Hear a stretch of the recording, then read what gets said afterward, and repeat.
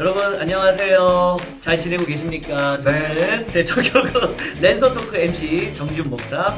대학 입으로 섬기고 있는 박세윤 목사입니다. 반갑습니다. 반갑습니다. 안녕하세요.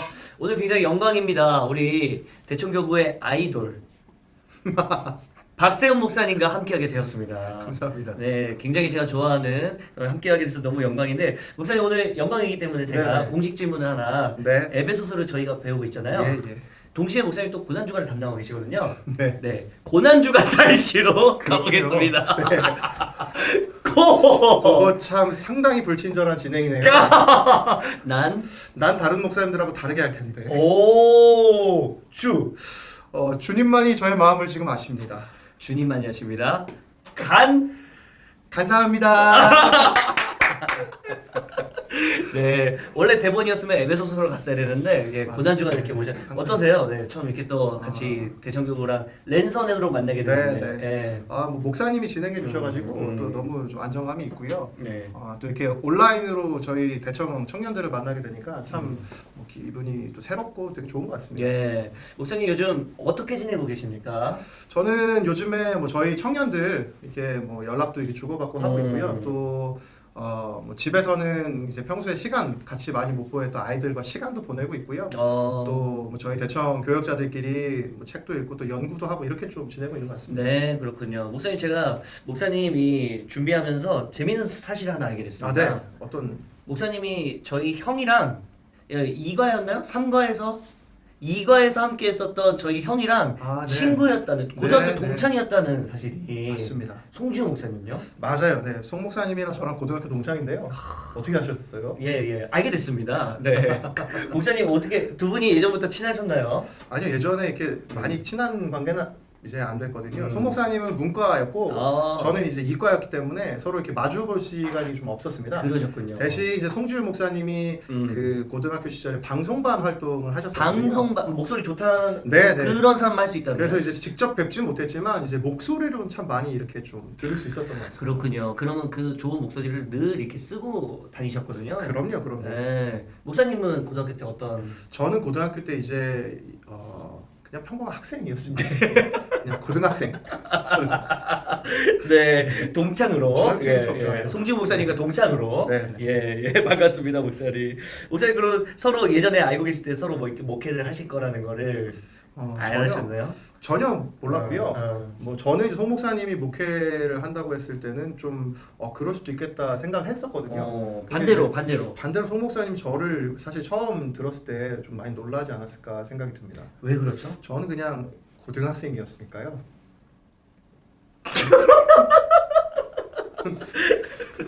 그게 무슨 뜻이죠, 목사님? 저는 그냥 고등학생. 이제 목사님 에베소서 1장과 2장이 마쳤어요. 네. 3장으로 이제 들어가거든요. 오늘 저와 우리 대청교구 모든 지체들이 살펴보게 될 3장 에베소서 3장은 어떤 내용입니까? 오늘 본문은 크게 두 부분으로 이해하시면 쉬울 것 같습니다. 그래서 1절과 6절까지를 보시면 복음의 비밀에 대한 이야기들이 다루어지고 있고요. 7절부터 13절까지는 그 복음의 비밀을 깨달은 바울이 그 복음을 전하며 살았던 사명에 대한 이야기로 생각하시면 좀 오늘 본문을 이해하시는 데는 좀 편하게 이해하실 수 있을 것 같습니다. 그러니까 오늘 본문이 1절부터 6절까지는 복음의 비밀, 네. 그리고 그 다음 절까지는 바울의 사명, 맞습니다. 이 두 가지로 나뉜다는 거군요. 목사님 근데 이 복음과 비밀, 복음은 이렇게 만천하에 드러난 것 같은데 또 이것이 비밀이라는 표현을 또 사용하네요. 맞습니다. 예, 어떤 부분에서 또 이렇게 비밀이라고 저희가 이해하면 좋을지. 오늘 본문 3절 말씀을 보면 이제 계시로 내게 비밀을 알게 하신 것은 이라는 표현이 나오는데요. 네. 여기에서 이제 바울은 복음의 비밀에 대한 이야기를 다루게 됩니다. 이 내용은 저희들이 4과에서 살펴봤던 것처럼 예수 그리스도 안에서 유대인과 이방인이 하나가 된다, 이 이야기를 맞아요. 의미하는데요. 바울은 그래서 오늘 본문 6절에 보면 이 부분을 복음으로 말미암아 그리스도 예수 안에서 상속자가 되고 지체가 되고 약속에 참여하는 자가 된다, 이렇게 이야기를 하고 있습니다. 네. 다시 말하면 이제 유대인 이후에 이 십자가 사건 이후 예수 그리스도의 복음을 듣고 믿은 모든 사람들은 다 주 안에서 하나님의 백성이 될 수 있다. 곧 복음을 통해서 하나님의 자녀가 된다는 이 정체성에 대한 이야기를 오늘 본문이 다루고 있다라고 이해할 수 있을 것 같습니다. 네. 아, 그러니까 목사님, 이 지금 말씀하신 거를 들어보니까 정체성과 이 복음의 비밀과 굉장히 밀접한 연관이 있네요. 지난번에 우리가 정체성에 대해서 나누긴 했었는데 그리스도인으로서 이 정체성을 가지고 산다는 것, 이것이 좋을 때도 있고 또 어쩔 때는 이거를 막 알리는 것이 좀 불합리해, 좀 아쉽고 좀 마음이 어려울 때도 네. 있는 것 같아요. 정체성에 대해서 저희가 좀 어떻게 이해하며 사는 것이 도움이 될지.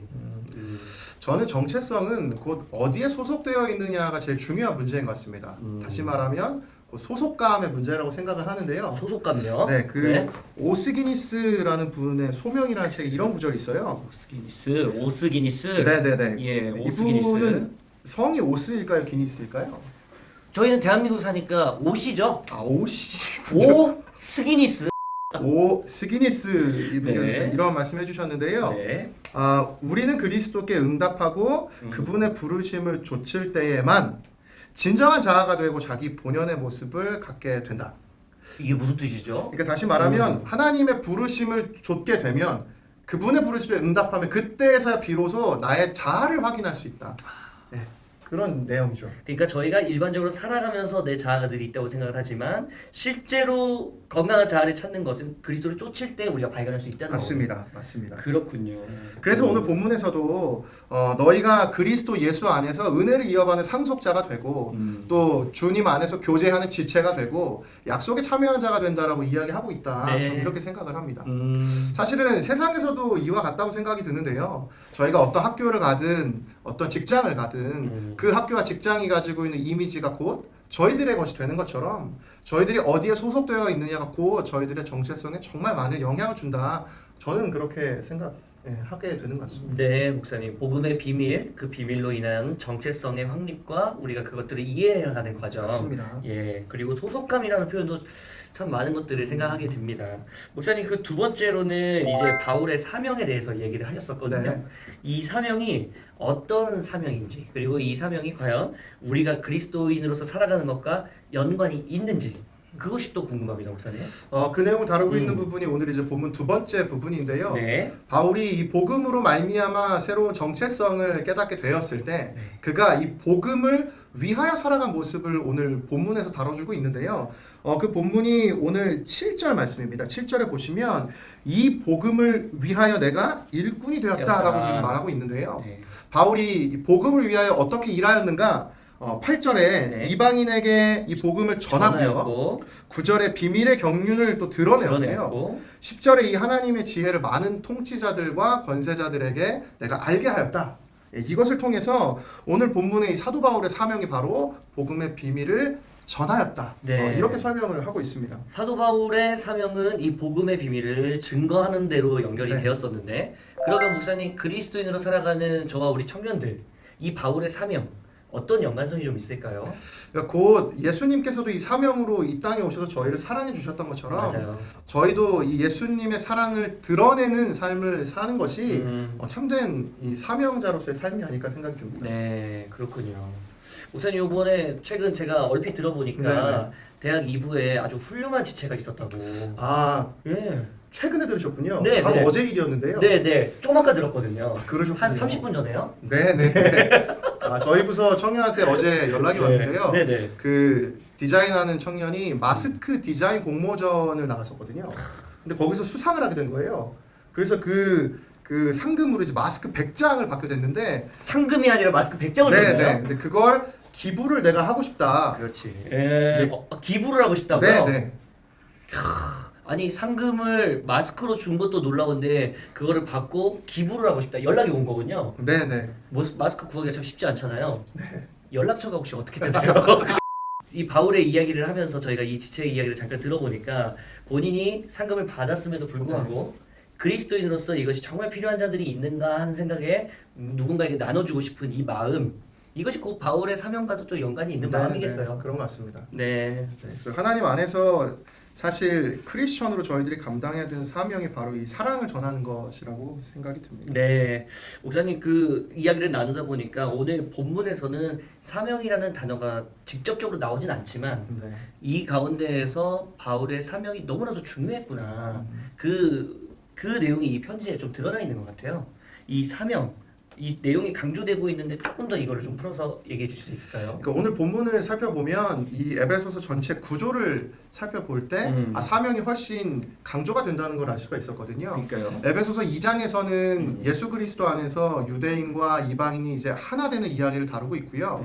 그리고 4장에서는 그 하나님의 자녀로서의 정체성이 확립된 사람들이 어떻게 살아가야 되는지에 대해서 이야기를 다루고 있는데 오늘 저희들이 살펴본 이 3장 내용이 굉장히 좀 뜬금없이 바울의 이야기들로 좀 진행이 되고 있습니다. 네네. 근데 이제 그 이유를 살펴보니까 네. 복음을 듣고 하나님 백성으로 정체성이 변화된 사람이 바울처럼 하나님의 사명을 살아가야 한다. 바울이 그것을 이 4장부터 시작되는 실천편에 앞서서 먼저 저희들에게 들려주고 있는 것이죠. 에베소서 1장부터 3장 그리고 4장부터는 실천편인데 실천편 바로 직전에 네. 3장에서 사명에 대한 마음을 많이 나누고 있는 거네요. 네, 맞습니다. 목사님 결국에는 이 사명은 우리가 말로만 얘기하는 것이 아니라 행함으로 좀 연결이 되어야 된다고 저는 생각이 드는데 네. 이 행함과 사명 이 가운데에서 저와 이 그리스도인들이 어떻게 행하면서 사는 것이 좋을지 저는 그 대안이 오늘 6절에 이 복음으로 말미암아라는 구절에 있다고 봅니다. 네. 그 사도 바울 또한 하나님 안에서 복음으로 말미암는 은혜가 있었기 때문에 그가 이 사명을 향해 달려갈 수 있었다 이렇게 생각할 수 있다고 보거든요. 그래서 저희 또한 마찬가지인 것 같습니다. 오늘 이 자리에 있는 뭐 목사님이나 저 또 이 영상을 보고 있는 모든 대청교구 청년들에게도 이 복음으로 말미암는 은혜 이것이 정말 확실하게 오늘 저희들 안에 세워진다면 저는 이 세상 가운데 사명을 가지고 저희들 멋지게 달려나가는 인생 될 거라고 믿습니다. 아멘. 그래서 뭐 이 코로나19 시기에 저희들 매일 말씀을 읽고 진짜 개인 경건을 통해서 이 복음으로 말미암는 은혜를 매일매일 누리는 거 그게 제일 중요하지 않을까 생각이 듭니다. 네. 목사님은 또 사명과 행함이 조화로우신 분이시잖아요, 목사님. 그렇게 봐주셔서 감사해요. 목사님 이 코로나19 때문에 사실 진짜 저희가 개인 경건에 좀 에너지를 쏟고 있는데 목사님 좀 어떻게 보내고 계세요? 저는 뭐 지금 이제 저희 촬영하는 이 시기 때는 저희들이 이제 위기에 대해 드리는 기도회가 진행되고 있잖아요. 그렇죠. 그래서 지금 그 예배도 드리고요. 네. 또 새벽마다. 네. 그리고 개인적으로 제가 올해 그 성경 통독 담당 교육자여가지고 네. 연초부터 지금 계속 오늘 사사기 9장까지 읽었거든요. 계속 목사님. 되고 있습니다. 드라마 바이블. 네. 그래서 그 성경도 읽고 있고요. 예. 또 그런 묵상들도 청년들한테 나누고 있고요. 너무 아름답습니다. 우리 청년들이 그런 사명감을 가지고 또 네. 하루하루 복음에 또 취해서 살아갈 수 있으면 참 좋겠네요. 목사님은 어떻게 지내고 계세요? 삐 이렇게. B를 넣어주시면 재밌겠네요. 네. 좀 받아줘. 알겠습니다. 목사님 마지막으로 오늘 본문 13절에 보니까 그러므로 너희에게 구하노니 너희를 위한 나의 여러 환난에 대하여 낙심하지 말라 이는 너희의 영광이니라 이렇게 이야기를 하고 있습니다.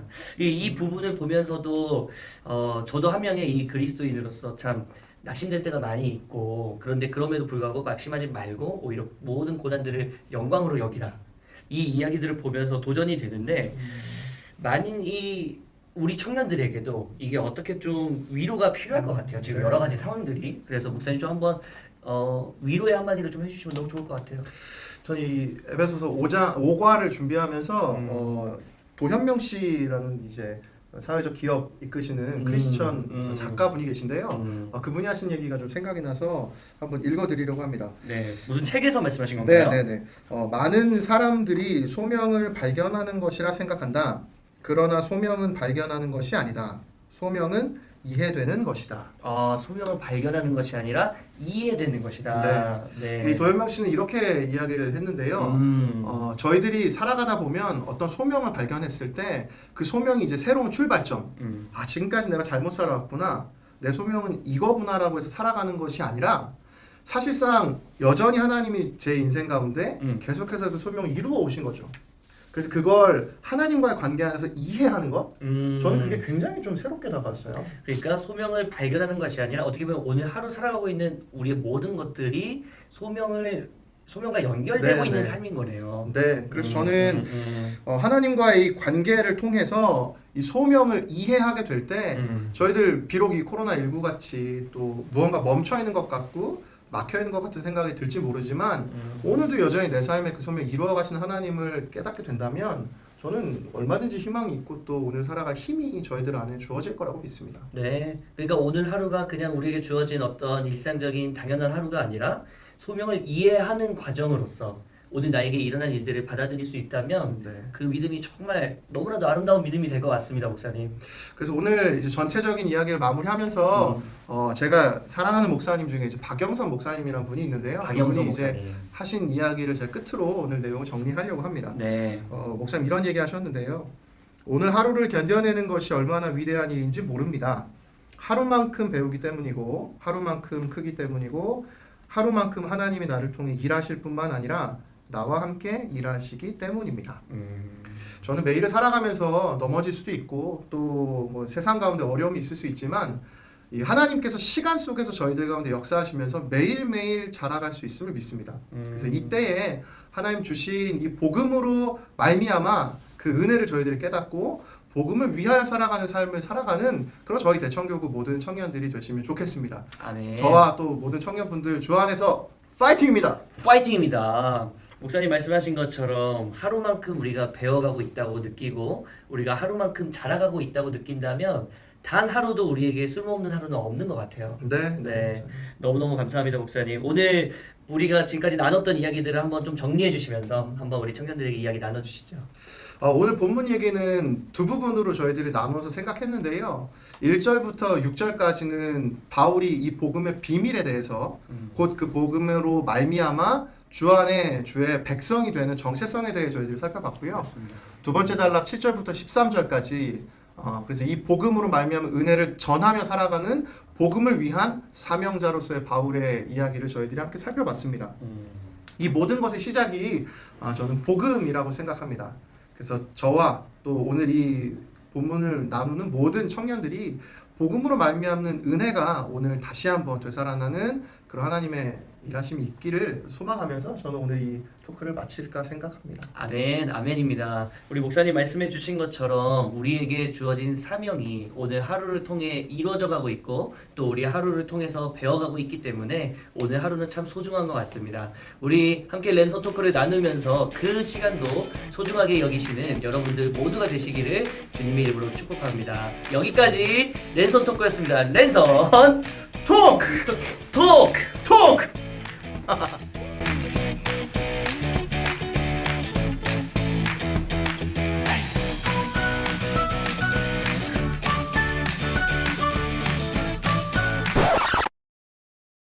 목사님, 네. 이제 우리 목사님들 한 번씩 다 여기 나오셨거든요. 그러셨군요. 네, 그렇습니다, 목사님. 그 목사님 이 우리 대청교구 지체들을 위해서 좋은 이벤트 하나 좀 시작해 주시죠. 뭐가 좋을까요? 사실 이 에베소서 랜선 토크가 4행시로 시작이 된 맞습니다. 프로그램 아닙니까? 네, 맞습니다. 그러니까 3행시 이번에 한번 가보면 어떨까요? 상시 무엇으로 상시하면 좋을까요? 저희들이 다 강의를 나왔는데 한 분 정지훈만 나오셨는데 정지훈 어떨까요? 에베소로 가도록 하겠습니다. 에베소 삼행시를 여러분들이 댓글로 남겨주시면 에베소. 그러면은 뽑아가지고 목사님 무슨 선물을 좀 드리면 좋을까요? 뭐니 해도 속으로만 해서 맛있게 뜯어 먹을 수 있는 치킨이죠. 치킨이죠. 예. 여러분들 다시 만나는 그날에 잘 여러분들이 작성해 주셔서 추첨을 해서 그 GBS에게는 다시 만나는 그날 드실 수 있는 치킨을 선물로 드리도록 하겠습니다. 어디에 다는 건가요, 목사님? 이 영상에 댓글로 달아주세요. 댓글로.